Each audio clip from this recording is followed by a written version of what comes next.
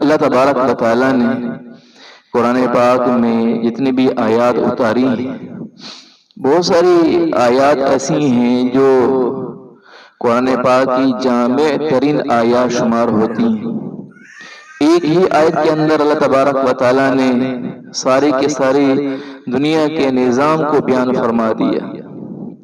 قرآن پاک ایسی مسخر کر دینے والی کتاب ہے کہ اس جیسی کوئی ایک صورت بھی نہیں بنا سکتا، کوئی ایک آیت بھی نہیں بنا سکتا۔ اللہ تبارک و تعالیٰ نے پہلے ہی اعلان فرما دیے، جب اللہ تبارک و تعالیٰ نے قرآن پاک نازل فرمایا تو اللہ تعالیٰ نے ارشاد فرمایا فَأْتُوا بِسُورَةٍ مِّن مِّثْلِهِ، اس جیسی ایک صورت بنا کر لے آؤ، دکھا دو۔ اور کہیں فرمایا کہ اس جیسی ایک آیت بنا کر لے آؤ، دکھا دو۔ کہ قرآن پاک کے اندر اللہ تبارک و تعالیٰ نے ایک ایک آیت کے اندر جامع ترین احکام بیان فرما دیے، ان احکامات کے مطابق زندگی گزر جائے تو اللہ تبارک و تعالیٰ انسانوں کی اصلاح بھی فرما دیں اور اللہ تبارک و تعالیٰ دنیا کے سارے نظام کو درست فرما دیں۔ تو ایک صحابی رضی اللہ تعالیٰ عنہ، اقسم سیفی رضی اللہ تعالیٰ عنہ،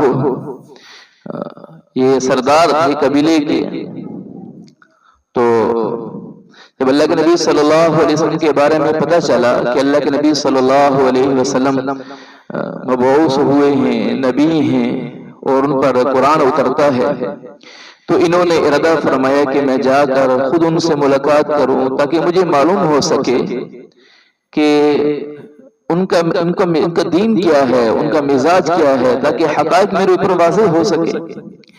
اس سوچ فکر کی وجہ سے انہوں نے جانے کا ارادہ کیا۔ تو جو ان کے مامور لوگ تھے انہوں نے کہا آپ خود نہ جائیں، آپ سردار ہیں، آپ ایسا کیجئے کہ کسی کو مقرر کر دیجئے، وہ وہاں چلے جائیں، جا کر ان سے ملاقات کریں، تو ملاقات کرنے کے بعد معلوم ہو جائے گی، آپ تک بات پہنچ جائے گی کہ حقائق کیا ہیں۔ تو حضرت اقسم سیفی رضی اللہ تعالیٰ عنہ نے دو اپنے ساتھیوں کو چنا اور ان کو بھیجا اللہ کے نبی صلی اللہ علیہ وسلم کی خدمت میں۔ بعض روایات سے معلوم ہوتا ہے کہ ایک وفد کی شکل میں کچھ لوگوں کو بھیجا۔ اللہ کے نبی صلی اللہ علیہ وسلم کی خدمت میں حاضر ہوئے اور آ کر اللہ کے نبی صلی اللہ علیہ وسلم سے دو سوال کیے۔ ایک سوال تو یہ کیا کہ من انت وما انت، آپ کون ہیں اور آپ کیا ہیں، بس یہ سوال کیا۔ اللہ کے نبی صلی اللہ علیہ وسلم نے ارشاد فرمایا، پہلا سوال من انت، آپ کون ہیں؟ تو فرمایا میں محمد ابن عبداللہ۔ اور میں کیا ہوں؟ ما انت، میں کیا ہوں؟ تو میں اللہ کا رسول اور اس کا بھیجا ہوا بندہ ہوں جو لوگوں کو اللہ کی طرف بلاتا ہے۔ پھر اللہ کے نبی صلی اللہ علیہ وسلم نے یہ آیت تلاوت فرمائی، ان اللہ یأمر بالعدل والاحسان وایتاء ذی القربى وینہی عن الفحشاء والمنکر والبغی یعظکم لعلکم تذکرون، یہ آیت تلاوت فرمائی اللہ کے نبی صلی اللہ علیہ وسلم نے۔ تو جب یہ آیت سنی تو بات واضح ہو گئی ان کے اوپر کہ ایک آیت کے اندر اللہ تبارک و تعالیٰ نے ایسے جامع احکام بیان فرما دیے ہیں، یہ کسی آدمی کا کلام نہیں ہو سکتا ہے۔ جادو وہ ہوتا ہے جو سڑ چڑھ کر بولے، اور کمال وہ ہوتا ہے کہ دشمن بھی اس کی تصدیق کرے، دشمن بھی کہے کہ ہاں واقعی کمال ہے۔ کہ ابھی آنے والے مسلمان نہیں ہیں لیکن اللہ کے نبی صلی اللہ علیہ وسلم کے کلام کو سنتے ہیں، اللہ تبارک و تعالیٰ کے بھیجے ہوئے کلام کو سنتے ہیں تو کہتے ہیں کہ یہ کسی بشر کا کلام نہیں ہو سکتا ہے، اور جا کر یہ اللہ تبارک کسی انسان کا کلام نہیں ہے، یہ اللہ تبارک و تعالیٰ کی طرف سے بھیجا ہوا کلام ہے، جا کر اپنے سردار کو سلاتے ہیں اور سردار جو ہے مسلمان ہو جاتے ہیں۔ تو ایسے جامع احکام اللہ تبارک و تعالیٰ نے اس میں بیان فرما دیے۔ حضرت عثمان بن مظعون رضی اللہ تعالیٰ عنہ صحابی رسول ہیں اللہ کے نبی صلی اللہ علیہ وسلم، تو یہ اللہ کے نبی صلی اللہ علیہ وسلم پر ایمان لے کے آئے، لیکن یہ فرماتے ہیں کہ میرے دل میں ابھی تک ایمان جگہ نہیں پکڑا تھا، ایمان میں ایمان زبان سے لے کے آیا تھا لیکن دل میں ابھی تک پوری طرح تصدیق نہیں تھی، یقین نہیں تھا پوری طرح۔ تو یہ فرماتے ہیں لیکن نبی صلی اللہ علیہ وسلم کی خدمت میں حاضر ہوا، میں بیٹھا ہوا تھا، دل متردد تھا، تو یہ فرماتے ہیں کہ اللہ کے نبی صلی اللہ علیہ وسلم کی کیفیت وہی ہو گئی جو جب وہی نازل ہونے کے وقت میں ہوتی تھی۔ اللہ کے نبی صلی اللہ علیہ وسلم جب اس کیفیت سے باہر آئے تو اللہ کے نبی صلی اللہ علیہ وسلم نے یہ آیتیں سورہ نحل کی ان اللہ یأمر بالعدل والاحسان یہ پڑھ کے سنائی، تو مجھے دل مطمئن ہو گیا، مجھے تصدیق ہو گئی کہ ایک آیت کے اندر اللہ تبارک و تعالیٰ نے پوری دنیا کے نظام کو درست کرنے کے لیے ایک بہترین لاہ عمل بتا دیا ہے۔ یہ اللہ تعالیٰ کے برگزیدہ پیغمبر ہی ہو سکتے ہیں۔ تو دیکھیے کتنے یعنی جو ایک قرآن پاک کی ایک آیت کو سنتے ہیں دل کے اندر ایمان اتر جاتا ہے۔ تو ہم کتنا قرآن سنتے ہیں ہر روز کے اعتبار سے، لیکن ہمیں کلام پاک پر عبور نہ ہونے کی وجہ سے، کلام پاک میں غور فکر نہ کرنے کی وجہ سے معاملہ یہ ہوتا ہے کہ ہمارے سر کے اوپر سے آیات گزر جاتی ہیں، پتہ ہی نہیں ہوتا کہ کیا پڑھا جا رہا ہے، کیا سنایا جا رہا ہے۔ حضرت ابو سفیان رضی اللہ تعالیٰ عنہ جب ایمان لے کر نہیں آئے تھے تو ہرقل بادشاہ کے پاس جب اللہ کے نبی صلی اللہ علیہ وسلم نے قاصد کو بھیجا تھا، کچھ لوگوں کو بھیجا تھا کہ جا کر اسے ایمان کی دعوت دیں، اپنے خط لے کر بھیجے تھے، تو ہرقل بادشاہ کے سامنے جب اللہ کے نبی صلی اللہ علیہ وسلم کا تذکرہ ہوا تو ہرقل بادشاہ نے لوگوں سے کہا کہ تم میں یہاں کوئی ایسے لوگ ہیں جو وہاں سے آئے ہوئے ہوں۔ حضرت ابو سفیان رضی اللہ تعالیٰ عنہ وہ بھی ایمان لے کر نہیں آئے تھے تو وہ وہیں پر موجود تھے، ان کو بلوایا، ان سے پوچھا کہ تمہارا ان کے بارے میں کیا رائے ہے۔ اب یہ فرماتے ہیں کہ حضرت ابو سفیان فرماتے ہیں کہ میں ابھی ایمان لے کر نہیں آیا تھا، میں سوچ بچار کر رہا تھا کہ میں کوئی جھوٹی بات بنا کر ان کے خلاف پیش کر دوں تو ان کے دل میں نفرت پیدا ہو جائے گی، لیکن وہ کہتے ہیں کہ میرے دل میں خیال پیدا ہوا کہ اگر میرا جھوٹ ثابت ہو گیا لوگوں پر تو لوگ مجھے ہمیشہ کے لیے جھوٹا ہی کہیں گے، لوگوں میں رسوا ہو جاؤں گا، اس لیے میں نے جھوٹ بولنے سے اجتناب کرتے ہوئے جو ساری حقائق تھے وہ بیان کیے۔ تو ایک بادشاہ نے کہا کہ نبی ایسے ہی ہوتے ہیں جن کے اندر یہ صفات ہیں جو تم بیان کر رہے ہو۔ تو اللہ تبارک و تعالیٰ نے اللہ کے نبی صلی اللہ علیہ وسلم کے صفات بھی پیدا فرمائی، اور اللہ کے نبی صلی اللہ علیہ وسلم کی زبان پر اللہ تبارک و تعالیٰ نے جو کلام اپنا جاری فرمایا ہے وہ ایسا کلام ہے، جامع ہے کہ اس کلام کے مطابق اگر عمل ہو جائے تو پھر آدمی کو اپنی زندگی درست ہوتی نظر آتی ہے، دنیا کا سارا نظام درست ہوتا نظر آتا ہے۔ تو قرآن پاک کی اس آیت میں اللہ تبارک و تعالیٰ کیا ارشاد فرماتے ہیں؟ اللہ تبارک و تعالیٰ نے اس آیت میں 3 حکم دیے ہیں، وہ 3 چیزوں سے اللہ تبارک و تعالیٰ نے منع فرمایا ہے۔ ایک بات سب سے پہلے کیا فرماتے ہیں؟ ان اللہ یأمر بالعدل، بلا شبہ اللہ تبارک و تعالی حکم دیتے ہیں عدل کا، عدل کا۔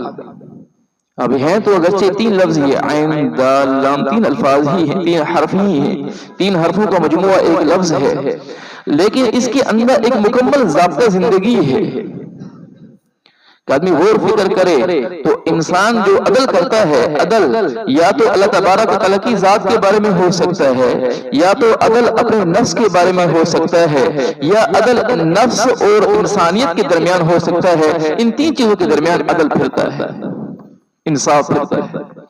کہ سب سے پہلی چیز کہ عدل اللہ تعالیٰ کی ذات کے بارے میں ہو، وہ اس طرح سے کہ اللہ تبارک و تعالیٰ کی ذات میں کسی کو شریک نہ ٹھہرائے، کسی کو شریک نہ ٹھہرائے۔ کیونکہ جب لوگ اللہ تبارک و تعالیٰ کی نعمتیں ساری کی ساری استعمال کرتے ہیں، ہم میں سے کوئی بندہ بھی ایسا نہیں ہے جو یہ کہے کہ میں اللہ تعالیٰ کی کوئی نعمت استعمال نہیں کرتا۔ جو کوئی چیز نہ کھا رہا ہے وہ نہ پی رہا ہو، بیٹھا ہوا ہے، اس بندے کی روح کا جسم میں موجود رہنا بھی اللہ تعالیٰ کی نعمت ہے۔ یہ اپنی آنکھوں سے کچھ دیکھ رہا ہے، زبان سے کچھ بول رہا ہے، کچھ سن رہا ہے، یہ بھی اللہ کی نعمتیں ہیں، میں چند گنوا دی ہیں، ورنہ یہ تو نعمتوں کا مجموعہ ہے انسان کا۔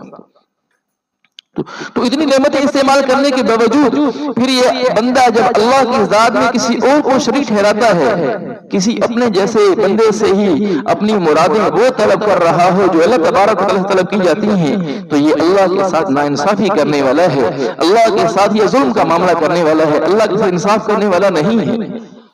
کیونکہ اللہ تبارک و تعالیٰ ارشاد فرماتے ہیں کہ عدل کی جو ضد ہے وہ کیا ہے؟ ظلم ہے۔ عدل کی جو ضد ہے وہ ظلم ہے، اور اللہ تبارک و تعالیٰ قرآن پاک میں فرماتے ہیں ان الشرک لظلم عظیم، شرک بہت بڑا ظلم ہے، بہت بڑا ظلم ہے۔ اور یقین جانیے اگرچہ ظاہری طور پر شرک سے تو سارے بچے ہوتے ہیں، لیکن مخفی شرک اس سے تو بہت کم لوگ بچنے والے ہوتے ہیں۔ مخفی شرک جو چھپا ہوا ہے، لوگوں پر واضح نہیں، کہ ظاہری طور پر شرک تو یہ ہے کہ کسی انسان کسی کے سامنے اپنا سر جھکا دے، اس کو معبود سمجھتے ہوئے شریعت محمدی میں تو تعظیماً سجدہ کرنے سے بھی منع کیا گیا ہے، چہ جائے کہ کسی کی عبادتاً سجدہ کیا جائے یہ تو سراسر حرام ہے۔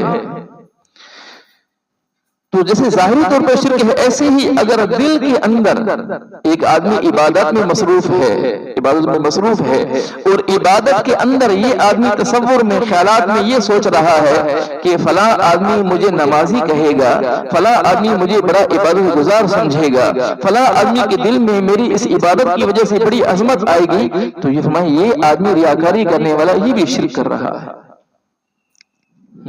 تو بھلائی کے اندر جذبہ بھی اللہ تبارک و تعالیٰ کی رضامندی کا ہو، جس کو اللہ تبارک و تعالیٰ نے قرآن پاک میں صفت احسان سے تعبیر فرمایا ہے، ان اللہ یحب المحسنین، بلا شبہ اللہ تبارک و تعالیٰ احسان بھلائی کرنے والوں کو پسند کرتے ہیں۔ ان اللہ مع المحسنین، اللہ تبارک و تعالیٰ احسان کرنے والوں کے ساتھ ہیں۔ یہ دل کے اندر اخلاص کا جذبہ جس کو صفت احسان سے تعبیر کیا جاتا ہے۔ حدیث جبرائیل جو اللہ کے نبی صلی اللہ علیہ وسلم کی خدمت میں جبرائیل امین حاضر ہوئے تھے اور اللہ کے نبی صلی اللہ علیہ وسلم سے بہت سے سوالات کیے تھے، اس میں ایک سوال یہ بھی تھا کہ یا رسول اللہ مل احسان، احسان کیا ہے؟ تو اللہ کے نبی صلی اللہ علیہ وسلم نے ارشاد فرمایا تھا ان تعبد اللہ کأنک تراہ، تو اللہ کی عبادت ایسے کر گویا کہ تو اللہ کو دیکھ رہا ہے۔ فَإِن لَمْ تَكُنْ تَرَاهُ فَإِنَّهُ يَرَاكَ، اگر تو اللہ کو نہیں دیکھ سکتا ہے تو اللہ تجھے دیکھتا ہے۔ یہ صفت احسان ہے کہ دل کے اندر یہ جذبہ ہو میں عبادت اس لیے کر رہا ہوں میرا اللہ مجھ سے راضی ہو جائے۔ صفت احسان پیدا ہو جائے مزاج کے اندر کہ جو آدمی اللہ کی ذات میں کسی اور کو شریک ٹھہراتا ہے، اپنی اللہ کی ذات میں یا صفات میں یا اپنے قول کے ساتھ شریک ٹھہراتا ہے یا اپنے عمل کے ساتھ شریک ٹھہراتا ہے یا دل کے اندر اس کے جذبات کچھ اور ہیں، اس اعتبار سے یہ شرک کرتا ہے کہ اللہ تبارک و تعالیٰ اس کو ناپسند فرماتے ہیں اور اللہ تبارک اس کو فرما رہے ہیں ان شرک لظلم عظیم، شرک بہت بڑا ظلم ہے۔ تو اللہ تعالیٰ کی ذات میں انصاف کرنا کیا ہوا کہ اللہ کی ذات میں کسی کو شریک نہ ٹھہرایا۔ اور دوسرا عدل جو اپنے نفس کے بارے میں ہے، اپنے نفس کے ساتھ بھی عدل کرنا ہو کہ اللہ تبارک و تعالیٰ نے انسان کے اندر مختلف جذبات رکھے ہیں کہ دیکھیے انسان کے اندر گناہوں کے جذبات بھی پیدا ہوتے ہیں، خیالات تصورات پیدا ہو جاتے ہیں، ان کی پیروی نہ کرنا بھی عدل ہے نفس کے ساتھ، ان کی پیروی، ان گناہوں کے خیالات کی پیروی نہ کرنا بھی عدل ہے نفس کے ساتھ کہ یہ آدمی اپنے آپ کو ان جرائم سے بچا کر اپنے آپ کو جنت میں داخل ہونے کے قابل بنا دیتا ہے، اللہ تبارک و تعالیٰ کی رضامندی کا سبب بن جاتا ہے، اس کی زندگی اللہ تبارک و تعالیٰ کی رضامندی کا سبب بن جاتی ہے۔ اس کی بنیادی وجہ کہ اپنے نفس کے تصورات خیالات ان کی پیروی نہیں کرتا ہے، گناہوں کی طرف مائل نہیں ہوتا، اپنی آنکھ کو نافرمانی کی طرف لگاتا نہیں ہے، اپنی زبان کو نافرمانی کے بول بولنے سے روکتا ہے، اپنے کانوں کو نافرمانی کی آوازیں کانوں میں جانے سے روکتا ہے۔ یہ آدمی گناہوں سے اپنے آپ کو بچاتا ہے، اپنے نفس کو مطیع فرما بردار بنا لیتا ہے، اس طرح سے یہ اپنے نفس کے ساتھ انصاف کرنے والا ہے کہ اللہ تبارک و تعالیٰ نے اسی بات کو حکم دیا تھا، جس کا حکم دیا تھا یہ اسی بات کو پورا کرنے والا ہے۔ اور تیسری چیز کہ اپنے نفس کے ساتھ اور انسانیت کے ساتھ انصاف کرنے والا ہے، ایسا نہ ہو کہ اپنے نفس کی پیروی کرتے ہوئے انسانیت کے ساتھ ظلم کا معاملہ ہو رہا ہو، کسی کا حق دبایا جا رہا ہے اس لیے کہ مجھے نفع زیادہ حاصل ہو جائے، کسی کا حق دبایا جا رہا ہے اس وجہ سے کہ میرے پاس مال و اسباب زیادہ ہو جائیں، میری دنیا بہت بڑی بن جائے، میں بڑا نظر آنا شروع ہو جاؤں، اس وجہ سے کہ انسانیت کے ساتھ ظلم کر رہا ہے۔ نفس اور انسانیت کے درمیان بھی عدل کا معاملہ کرنا ہو کہ سب سے پہلے اللہ تبارک و تعالیٰ نے قرآن پاک میں یہ جو ان اللہ یأمر بالعدل والاحسان اس آیت میں جو حکم دیا ہے، سب سے پہلے انصاف کا حکم دیا ہے۔ تو اپنے آپ کو انصاف کا عادی بنانا چاہیے۔ ہم میں سے ہر ایک اس بات کو روتا ہے کہ حکمران ظالم ہیں، فلاں ظالم ہے، فلاں نے ظلم کیا، لیکن ہم یہ نہیں سوچتے ہیں کہ ہم اپنی ذات کے اعتبار سے کتنا ہر روز ظلم کرتے ہیں، اپنے والدین کے ساتھ ان کے حقوق کی ادائیگی نہ کر کے کتنا ظلم کرتے ہیں، اولادوں کے ساتھ ناروا سلوک رکھ کر ہم کتنا ظلم کرتے ہیں، بہن بھائیوں کے ساتھ ناروا سلوک کر کے ہم کتنا ظلم کرتے ہیں، ناانصافی کرتے ہیں، پھر اتنے ظلم کرنے کے باوجود ہمارا یہ رونا پیٹنا کہ لوگ انصاف نہیں کرتے ہیں، حکمران انصاف نہیں کرتے ہیں، حدیث پاک میں آتا ہے اعمالکم عمالکم، تمہارے اعمال کی بدولت ہی تمہارے اوپر حکمران مسلط ہوتے ہیں.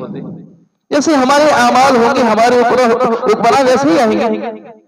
اس لیے ضروری ہے کہ سب سے پہلی چیز ہم اپنے اندر انصاف کا مادہ پیدا کریں کہ ایسا نہ ہو کہ ہماری زبان سے ہمارے ہاتھ سے کسی کو تکلیف پہنچ رہی ہو، اور صفت احسان کا جذبہ ہو، ہر ایک کو خیر خیر پہنچانے کا جذبہ ہو. پھر دیکھیے اللہ تبارک و تعالیٰ کتنی خیر عطا فرماتے ہیں. تو سب سے پہلا حکم عدل کر دیا، اور دوسرا حکم الاحسان. اللہ تبارک و تعالیٰ احسان کا بھلائی کا حکم دیتے ہیں کہ جیسے صفت احسان کہ اللہ تبارک و تعالیٰ کی ذات کا استحضار رہنا، ایسے ہی لوگوں کے ساتھ بھی بھلائی کا معاملہ کرنا ہو.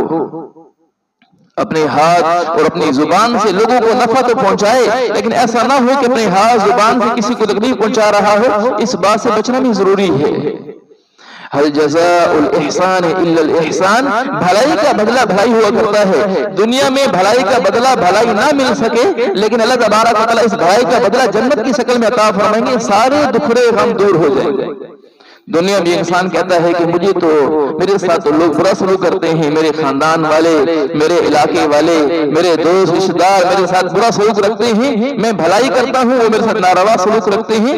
بندہ خدا تو عمل کرتا رہے، اللہ تبارک و تعالیٰ تمہیں دیکھ رہے ہیں. تیری بھلائیوں کا بدلہ دنیا میں نہ مل سکا تو تجھے جنت عطا فرمائیں گے اللہ تبارک و تعالیٰ. اور ہمارا تیسرا حکم کیا فرما رہے ہیں؟ وَإِيتَاءِ ذِي الْقُرْبَى، رشتہ داروں کے حقوق کی ادائیگی یہ بھی ضروری ہے.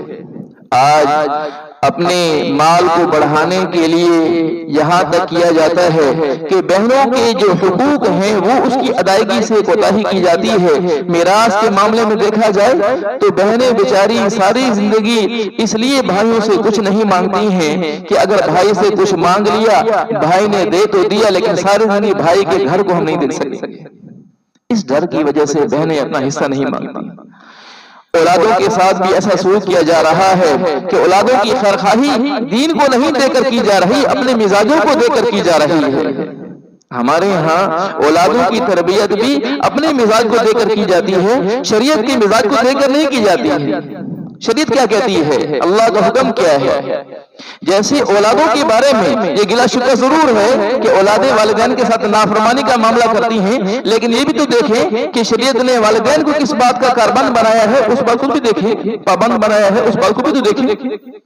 تو پھر دیکھیے اللہ تبارک تعالیٰ کیسا بہترین معاشرہ پیدا فرما دیتے ہیں کہ ہر ایک حقوق کی ادائیگی کرنے والا ہو. تو اللہ تبارک تعالیٰ ایک بہترین معاشرہ جو اسلام کی شکل میں اللہ تبارک تعالیٰ نے آج سے 1400 صدیاں پہلے دکھایا تھا، اور جہاں ظلم کا معاملہ کبھی نہیں ہوتا تھا. کائنات میں کسی نے ایسا انصاف کے معاملے نہیں دیکھے ہیں جیسے اللہ تبارک تعالیٰ نے حضرات صحابہ کرام رضی اللہ تعالیٰ عنہم کا زمانہ دکھایا ہے. خیریں ہی خیریں تھیں جہاں کبھی ظلم نہیں ہوتا تھا. حضرت عمر رضی اللہ تعالیٰ عنہ رات کو اٹھ کر روتے تھے، تڑپتے تھے کہ دجلہ اور فرات کے کنارے کوئی بکری کوئی جانور بھی پیسہ مر گیا تو قیامت کے دن پوچھ تو مجھ سے ہوگی. اللہ تبارک و تعالی ہمیں حضرات صحابہ کرام رضی اللہ تعالیٰ عنہ ان کی سیرت پر صحیح سے عمل کی توفیق نصیب فرمائے، ان باتوں پہ عمل کی توفیق نصیب فرمائے. آگے اللہ تبارک و تعالی نے 3 چیزوں سے منع فرمایا ہے. وَيَنْهَا عَنِ الْفَحْشَاءِ، اللہ تبارک و تعالی فحش سے منع فرماتے ہیں، والمنکر اور نافرمانی سے منع فرماتے ہیں، والبغی اور اللہ تبارک و تعالی سرکشی سے بھی منع فرماتے ہیں. تو سب سے پہلی چیز ان میں سے فحش ہے. فحش کسے کہا جاتا ہے کہ فحش ہر اس برائی کو کہا جاتا ہے کہ جس کی برائی لوگوں پر واضح ہو، کھلی ہوئی ہو. مثال کے طور پر زنا ہے، اس کی برائی لوگوں پر واضح ہے، کھلی ہے، اس کی وجہ سے معاشرے کے اندر کتنا بڑا بگاڑ پیدا ہوتا ہے. اور شراب پینا ہے، اسی طرح قتل و غارت ہے، ڈاکے ڈالنا ہے، چوری کرنا ہے. یہ جو ساری کی ساری برائیاں، بڑی بڑی برائیاں جن کی وضاحت کرنے کی ضرورت نہیں پڑتی ہے، لوگوں کے اوپر ان کی برائی واضح ہے، اس کو اللہ تبارک و تعالیٰ فرما رہے ہیں فحشا. اللہ تبارک و تعالیٰ فحش سے منع فرماتے ہیں. اور آدمی سوچ بچار کرے تو آدمی کو اندازہ ہو کہ اس فحش کی وجہ سے خاندانوں کے خاندان اجڑ جاتے ہیں. معاشرے کے اندر کوئی بھی سکون سے نہیں رہ سکتا ہے، معاشرے کے اندر بے سکونی کی کیفیت پیدا ہو جاتی ہے. اور ایسے اختلافات پیدا ہوتے ہیں کہ چاہے بڑی سے بڑی کوئی حکومتیں آ جائیں، جو اپنے آپ کو دنیا میں یعنی سپر پاور مانتے ہوں، وہ بھی معاشرے کو بنا نہیں سکتے۔ یورپ کے معاشرے میں دیکھا جائے، پاکستان میں بھی یہی معاملہ عمومی طور پر اب ہے کہ ان برائیوں کی وجہ سے کوئی بھی سکون سے نہیں رہ سکتا۔ بہت سے لوگ بیچارے گھر سے اپنے مال و اسباب کے ساتھ نکلتے ہیں، واپس آتے ہیں تو اپنا مال اسباب چھنوا چکے ہوتے ہیں، ان سے چھینا جا چکا ہوتا ہے، اور عزتیں محفوظ نہیں رہیں، اور معاشرے کے اندر برائی ایسی عام ہو گئی کہ برائی کو برائی ہی نہیں سمجھا جا رہا۔ اس وجہ سے آج بے سکونی کی ایسی کیفیت ہے کہ سارے اسباب ہونے کے باوجود بھی ہر آدمی پریشانی کے عالم میں۔ تو اللہ تبارک و تعالی فحش سے منع فرماتے ہیں، والمنکر، اور اس برائی سے بھی منع فرماتے ہیں کہ جو ایسی ہو کہ جو لوگوں پر واضح تو نہیں ہے لیکن اس کو بھی شریعت نے برائی میں شمار کیا ہے۔ مثال کے طور پر انسان اپنے دل کے اندر تکبر رکھتا ہے، ضد رکھتا ہے، کینہ رکھتا ہے، اور دل کے اندر کسی کے بارے میں یعنی اسے انتقامی جذبات یہ رکھتا ہے، یہ خیالات رکھتا ہے کسی کے بارے میں، کسی کو نقصان پہنچانے کے خیالات رکھتا ہے، تصورات رکھتا ہے۔ یہ برائیاں یہ بھی آدمی کو دنیا میں بھی پریشان کرتی ہیں، آخرت میں بھی رسوائی ہوگی اس کی وجہ سے۔ تو اللہ تبارک و تعالیٰ اس برائی سے بھی منع فرماتے ہیں کہ برائی کو یہ نہیں تصور کیا جاتا کہ یہ برائی چھوٹی ہے چلو کر لیا جائے، یہ برائی بڑی ہے اس سے بچا جائے، نہیں، بلکہ جو برائی ہے وہ تو آخر کی تقسیم کے اعتبار سے ہے، ہماری ذات کے اعتبار سے تو برائی چھوٹی ہو یا بڑی ہو اس سے بچنا ضروری ہے۔ اب اس برائی کا تعلق چاہے انسان کے اعضاء و جوارح سے ہو یا انسان کے خیالات سے ہو، ہر برائی سے بچنا ضروری ہے۔ انسان کے ہاتھ سے ہو، زبان سے ہو، آنکھ سے ہو، انسان کے دل و دماغ سے ہو، سارے جسم کے اعضاء میں سے کسی سے بھی متعلق ہو اس سے بچنا ضروری ہے۔ اور اللہ تبارک و تعالیٰ تو مومن کے بارے میں فرما رہے ہیں کہ مومن تو وہی ہوتا ہے کہ جس کی ہاتھ اور زبان سے دوسرے مسلمان محفوظ رہے۔ تو کیا ہمارے ہاتھ اور زبان سے مسلمان محفوظ ہیں؟ ہماری تکلیف سے لوگ محفوظ ہیں؟ اس کو بھی سوچنا چاہیے۔ ہم یہ تو سوچتے ہیں کہ ہمیں فلاں سے تکلیف پہنچی ہے، فلاں نے ہمیں یہ نقصان پہنچایا ہے، فلاں نے ہمارا حق دبا دیا، تو یہ سوچتے ہیں، لیکن یہ نہیں سوچتے کہ ہماری وجہ سے کس کس کو تکلیف پہنچی ہے۔ یہ بھی سوچنا چاہیے۔ دنیا میں ہر آدمی اپنے آپ کو مظلوم سمجھتا ہے، کوئی اپنے آپ کو ظالم نہیں کہتا۔ اپنے آپ کو ہم قرآن حدیث پر پیش کریں کہ قرآن حدیث ہمیں کیا جو زندگی ہماری گزر رہی ہے اس زندگی کے اعتبار سے کہیں اللہ تعالیٰ کے نزدیک میں مجرم تو نہیں ہوں، کہیں اللہ تعالیٰ کے نزدیک میں ظالم تو نہیں ہوں، کہ اللہ تعالیٰ کے نزدیک میں نافرمان تو نہیں ہوں، کہ جس کو میں صحیح سمجھ رہا ہوں لیکن اس کو قرآن حدیث اللہ کے نبی صلی اللہ علیہ وسلم کے صحابہ کی زندگی وہ اس کی مخالف ہے۔ تو اس لیے ضروری ہے کہ ہم اپنے بارے میں سوچ بچار کریں ہر روز کے اعتبار سے۔ صبح اٹھیں تو اپنے ساتھ ایک معاہدہ کریں کہ ہم آج کے دن میں کوئی نافرمانی اللہ تعالیٰ کی نہیں کریں، اور پھر جب کوئی عمل کوئی بولنے لگیں، کوئی عمل کرنے لگیں، اس سے پہلے تھوڑا سا سوچ لیں، ایک لمحہ بھر کے لیے سوچ لیں کہ ہم یہ جو عمل کرنے لگے ہیں، یہ جو کام کرنے لگے ہیں، یہ جو بولنے لگے ہیں، یہ نافرمانی والا ہے یا فرمانبرداری والا ہے۔ تھوڑا سا مراقبہ کر لیں، اور رات کو سونے سے پہلے اپنے سارے دن کا محاسبہ کریں، سوچیں سارے دن میں کتنے اعمال کتنے اقوال اللہ تعالیٰ کی فرما برداری والے تھے، کتنے اقوال اعمال اللہ تعالیٰ کی نافرمانی والے تھے، اپنا محاسبہ کریں۔ اور پھر جب اندازہ ہو گیا ہے کہ یہ اتنی نافرمانیاں ہو گئی ہیں، اتنی ناراضگی والے اعمال کر لیے ہیں اللہ تعالیٰ کی، اللہ کے حبیب صلی اللہ علیہ وسلم کی ناراضگی والے اعمال اقوال بول لیے ہیں، تو پھر اس وقت اپنے آپ کو اپنے نفس کو سزا دیں کہ نوافل کے ذریعے اللہ تبارک و تعالیٰ سے معافی مانگیں، اپنے نفس کو سزا دیں کہ نفس کے اوپر عبادات کی وجہ سے بڑی گرانی ہوتی ہے عمومی طور پر، اس لیے نفس پر گرانی ڈالنے کے لیے ہم یہ کریں، یا کوئی صدقہ کر دیں کہ جس کے ذریعے سے نفس کو دبایا جا سکے۔ تو یہ تو اپنے تجربے کی بات ہوتی ہے کہ کوئی آدمی کسی آدمی کا نفس کس چیز سے مرعوب ہوتا ہے، عبادت کے ساتھ یا مال خرچ کرنے سے۔ ایک صاحب کہتے ہیں کہ میں نے اپنے آپ سے ایک معاہدہ کر لیا تھا کہ اگر مجھ سے غیبت ہو گئی تو جب بھی مجھ سے غیبت ہوگی اس کے بدل میں 2 رکعت نفل پڑھوں گا۔ وہ فرماتے ہیں کہ میں جب مجھ سے غیبت ہو جاتی میں اپنے پاس درج کر لیتا کہ مجھ سے 1 دفعہ غیبت ہو گئی، 2 دفعہ غیبت ہو گئی، تو رات کو سونے سے پہلے میں نفل پڑھتا۔ وہ فرماتے ہیں کہ پھر بھی مجھ سے نفل پڑھنے کے باوجود بھی میں برائی سے رک نہیں رہا تھا، غیبت سے رک نہیں رہا تھا۔ پھر میں دل میں خیال پیدا ہوا کہ جس چیز سے نفس پر گرانی زیادہ ہو وہ عمل کرنا چاہیے۔ میں نے سوچا کہ مال کی محبت عمومی طور پر دلوں سے چپکی ہوئی ہوتی ہے، اس لیے میں نے اپنے ساتھ معاہدہ کر لیا کہ جب بھی مجھ سے غیبت ہوگی میں 1 درہم صدقہ کروں گا۔ وہ فرماتے ہیں کچھ ہی دنوں میں یہ غیبت کی عادت ختم ہو گئی۔ تو اپنے آپ کو دیکھنا چاہیے کہ کس چیز سے نفس کو گرانی ہوگی، لہذا اس سے جو ہے وہ اس عبادت یا اس مال خرچ کرنے کے ذریعے اللہ تعالیٰ کی رضامندی کے لیے مال کو خرچ کر دیا، اس سے اپنے آپ کو برائی سے بچانے کی کوشش ہو۔ تو اللہ تبارک و تعالیٰ فرماتے ہیں کہ وَيَنْهَا عَنِ الْفَحْشَاءِ وَالْمُنْكَرِ، اللہ تبارک و تعالیٰ فحش سے اور برائی سے روکتے ہیں۔ وَالْبَغْيَ، بغی کا ترجمہ عمومی طور پر لوگ بغاوت سے کرتے ہیں کہ کوئی آدمی بغاوت کرے، سرکشی کرے، اس سے اللہ تبارک و تعالیٰ روکتے ہیں۔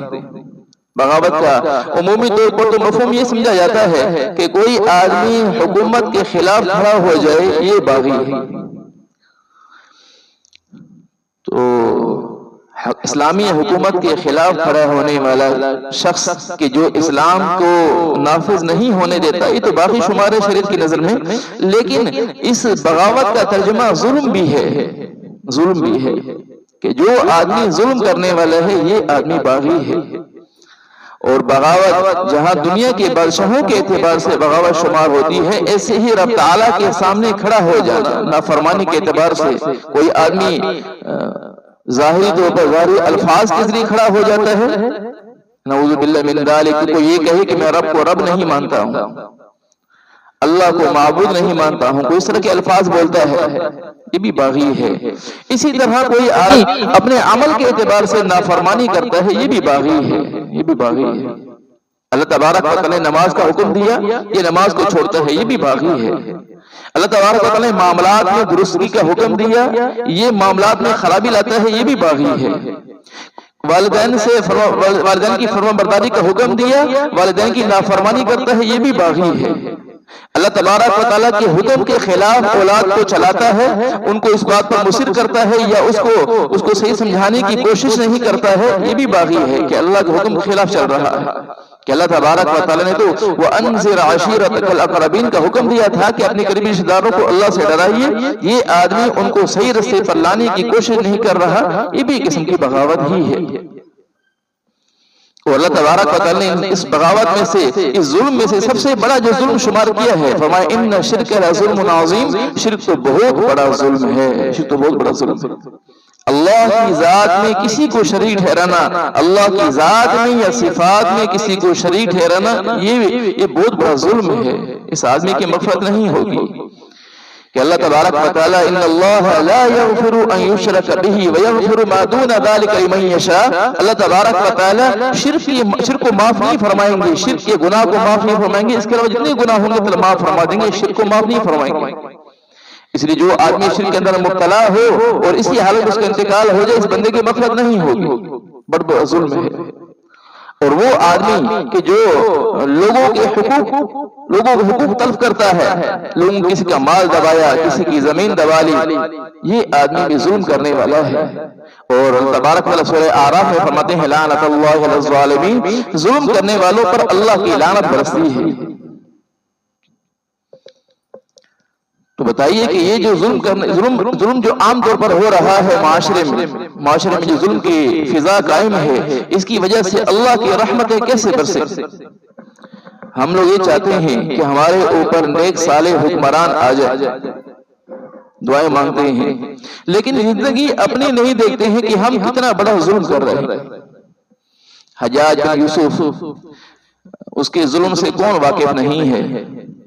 تو ایک بہت بڑے عالم کے پاس لوگ جمع ہوئے، کہا آپ حجاج بن یوسف سے بات کریں کہ یہ حجاج بن یوسف ہمارے اوپر بڑا ظلم کرتا ہے، آپ اس کو سمجھائیں کہ یہ ظلم کرنا چھوڑ دیں۔ ان عالم نے حجاب یوسف کو برا بلا کہا کہ تو نے کیوں ایسا کرتا ہے کہ تو لوگوں پر ظلم کرتا ہے، کیونکہ حجاب یوسف علماء کی بات سنتا تھا، مانتا نہیں تھا اگرچہ کہ سنتا تھا. تو اس نے کہا اچھا ایسے ہے، میں آپ کو کچھ سونا دیتا ہوں، آپ چلے جائیں بازار میں، اور بازار میں جا کر یہ بالکل خالص سونا میں آپ کو دے رہا ہوں، اس میں کسی قسم کی کوئی ملاوٹ نہیں ہے، یہ سونے کے دینار ہیں، آپ بازار میں لے کر جائیے اور جا کر لوگوں سے سامان خریدیے اور سب کو بتائیے گا کہ یہ بالکل خالص سونا ہے. پھر دیکھیں لوگ آپ کو کیا الفاظ بولتے ہیں. کوئی آدمی اگر اس بات کے بارے میں خود ہی تسلیم کر لے کہ یہ خالص سونا ہے اور وہ آپ کو سامان پورا دے تو آپ سمجھ جائیے گا کہ یہ آدمی ایماندار ہے، اس کو میرے پاس لے کے آئیے گا، باقی اس کے علاوہ لوگوں کو چھوڑ دیجیے. والم فرماتے ہیں کہ میں وہ سونا لے کر بازار میں گیا، جس کے پاس بھی جاتا تھا تو ہر ایک دیکھتا وہ کہتا تھا کہ اس میں سونے میں ملاوٹ بھی ہے، وزن بھی کم ہے، سونے میں ملاوٹ بھی ہے، وزن بھی کم ہے. یہ ہر ایک سے یہ کہتے تھے کہ یہ سونا خالص بھی ہے، اس میں وزن میں کم بھی نہیں ہے، وزن کے اعتبار سے بھی یہ پورا ہے، لیکن ہر ایک اس کو یہ بات کرتا. صرف ایک شخص تھا جو کپڑا بیچنے والا تھا، اس کے پاس گئے، اس نے کہا کہ یہ اس میں سونا خالص بھی ہے، وزن بھی پورا ہے، آپ جتنا سامان لینا چاہتے ہیں مجھ سے لے سکتے ہیں. انہوں نے ان سے سامان لیا، اس کو لے کر حجاج بن یوسف کے پاس آئے. تو حجاج بن یوسف نے کہا کہ آپ مجھے کہہ رہے تھے کہ یہ لوگ، میں ان لوگوں پر ظلم کرتا ہوں، لیکن ان لوگوں کا معاملہ بھی آپ نے دیکھ لیا ہے کہ یہ لوگ کیسا معاملہ کرتے ہیں کہ بالکل خالص سونے کو بھی یہ غلط بتا رہے ہیں. جب عام طور پر معاملات میں خرابی آتی ہے لوگوں کے تو پھر اللہ تبارک و تعالیٰ کی طرف سے بھی ناراضگی کے فیصلے کرتے ہیں. یہ نہ سمجھا جائے کہ آدمی یہ کہے کہ بادشاہ ہمارے اوپر ظالم آ رہے ہیں، مان لیتے ہیں بالکل اس میں کوئی شک کی بات نہیں ہے، ظلم ہو رہا ہے، لیکن یہ دیکھیں کہ ہماری طرف سے معاملات کیا ہو رہے ہیں. ہماری زندگی کیا ظلم والی نہیں ہے، ہمارے معاملات میں خرابی نہیں ہے، عبادات میں کوتاہی نہیں ہے، معاشرت کے اعتبار سے کتنی آگ لگی ہوئی ہے، ہر جگہ ظلم ہو رہا ہے. اور ظلم کی وجہ سے اللہ تبارک و تعالیٰ کی سزا صرف آخرت میں نہیں ملتی ہے، دنیا میں ملتی ہے. یہ بات یاد رکھیے، باقی اعمال کی سزا تو اللہ تبارک و تعالیٰ آخرت میں دیں گے، دنیا میں عمومی طور پر سزا نہیں ملا کرتی ہے، لیکن ظلم کی سزا اللہ تبارک و تعالیٰ دنیا میں بھی ضرور دیتے ہیں. آپ تاریخ اٹھا کر دیکھیے، صرف ایک واقعے سے ہے، عثمان غنی رضی اللہ تعالیٰ عنہ کو جو شہید کرنے والے ہیں، اب ان لوگوں کو ان کے ساتھ معاملہ دیکھیے کہ جنہوں نے حضرت عثمان غنی رضی اللہ عنہ کو شہید کیا ہے، اللہ تبارک و تعالیٰ دنیا کے اندر بھی سزا دی. سعودان بن حمران جو پیش تھا قتل شہید کرنے میں، اسی موقع پر مارا گیا. اشتر نخعی اس کو بھی زہر دے کر مار دیا گیا. اسی طرح جو باقی بھی شہید کرنے والے تھے ان سب کے ساتھ یہی معاملہ ہوا، کوئی بھی اچھی موت نہیں مرا. حضرت حسین رضی اللہ عنہ کو شہید کرنے والوں میں سے بھی کوئی بھی اچھی حالت پر نہیں مرا، کہ ظالم کو اللہ تبارک و تعالیٰ دنیا کے اندر بھی پکڑتے ہیں، دنیا کے اندر بھی سزا دیتے ہیں. تو کہیں ایسا تو نہیں ہے کہ جو آج پریشانی کے عالم چل رہا ہے دنیا میں، عام طور پر سارے مسلمانوں پہ جو حالات چل رہے ہیں پریشانی کے، کہیں یہ اپنے ظلم کا معاملہ تو نہیں ہے، ہماری طرف سے ظلم کا معاملہ ہو رہا ہو کسی اعتبار سے. اپنے آپ کو سوچنا چاہیے، اپنا محاسبہ کرنا چاہیے. ہر ایک یہ کہتا ہے کہ فلاں برائی، فلاں یہ شخص کر رہا ہے، فلاں یہ کر رہا ہے، اپنی ذات کے اعتبار سے کوئی بھی محاسبہ کرنے کے لیے تیار نہیں ہے. لیکن جانیے جب بھی کہیں اصلاحی مجلس ہوتی ہے، وہاں کوئی بات ہو رہی ہو تو ہر آدمی یہ سوچ رہا ہوتا ہے فلاں جو برائی بیان ہو رہی ہے یہ فلاں کے اندر پائی جا رہی ہے، فلاں برائی جو بیان ہوئی ہے یہ فلاں کے اندر پائی جا رہی ہے. کوئی یہ نہیں سوچ رہا ہوتا یہ جو بات ہو رہی ہے یہ میرے بھی ہو رہی ہے. عمومی طور پر میں بتا رہا ہوں، عمومی طور پر یہ معاملہ ہے. چیزیں جدھر ہوتے ہیں جو اپنے بارے میں سوچتے بھی ہیں. میں دوستوں بھائیوں یہ سوچنے کی ضرورت ہے کہ کہیں یہ تو نہیں کہ ہم ظالم ہوں، اللہ تعالیٰ کی طرف سے ہمارے پریشانی کے حالات ہمارے اعمال کی وجہ سے پیدا ہو رہے ہوں. قرآن پاک میں صاف اللہ نے فرما دیا ہے ظہر الفساد فی البر والبحر بما کسبت ایدی الناس. خشکی تری میں جو فساد ظاہر ہوتا ہے وہ انسان کے اپنے ہاتھوں کی کمائی ہے. تو اس لیے ہم اللہ تعالیٰ سے سچی پکی توبہ کریں، اپنی زندگی کو بدلنے کی کوشش تو کریں. سوچے تو صحیح کہ ہم زندگی کیسے گزار رہے ہیں، ہمیں کیسے گزارنی چاہیے. اپنی زندگی کو صحیح کرنے کی کوشش کریں. اپنی پوری زندگی کے اعتبار سے یہ معاملہ ہو، اپنے گھر والوں کے ساتھ یہ معاملہ ہو، باہر والوں کے ساتھ بھی بھلائی کا معاملہ ہو، ہر ایک کو خیر پہنچانے کا جذبہ ہو. اللہ تبارک و تعالیٰ ہم ان باتوں پہ صحیح سے عمل کی توفیق نصیب فرمائے.